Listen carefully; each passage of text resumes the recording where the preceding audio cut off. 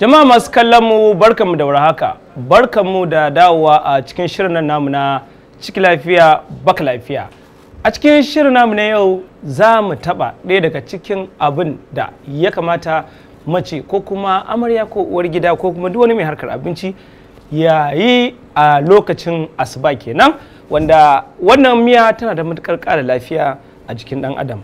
Wannan ba ta miya bace illa miyar ɗanyar kuɓewa, kamar yadda ake gani ga irin kuɓewar da muke amfani da ita nan.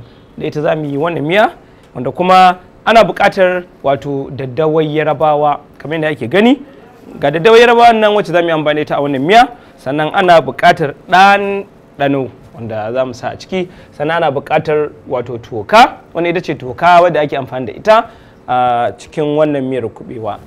Wannan toka za ta taimaka wa kuɓewarki kika ta yi yauƙi, ta fita da kalarta, ta zama koriya shar. Saboda haka waɗansu suna gogewa, waɗansu suna yayyanka ta. Saboda haka mu wannan karan yayyanka ta za mu yi, za a ga yadda za mu ɗora ta ba ta bata lokaci ba. Ko kin makara wajen yin sahur, wannan kuɓewa nan da nan zaki da nan da nan zaki ki gama ki kada baiki a ci.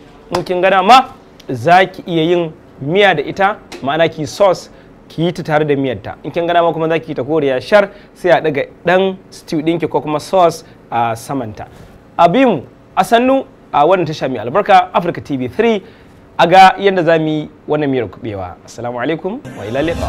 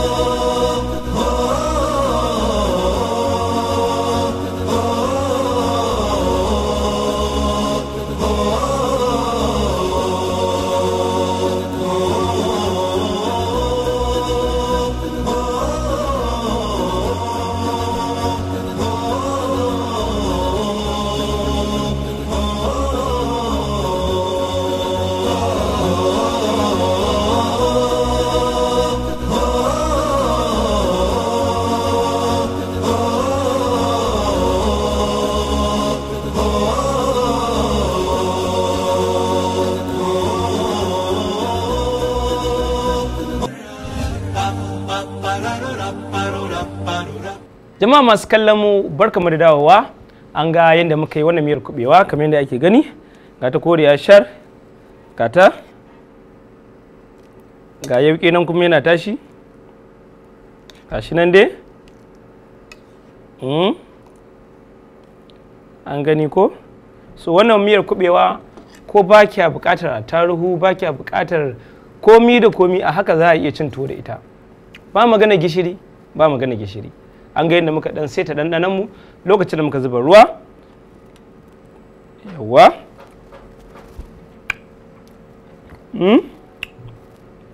Assalamu alaikum. Wa ila liqa.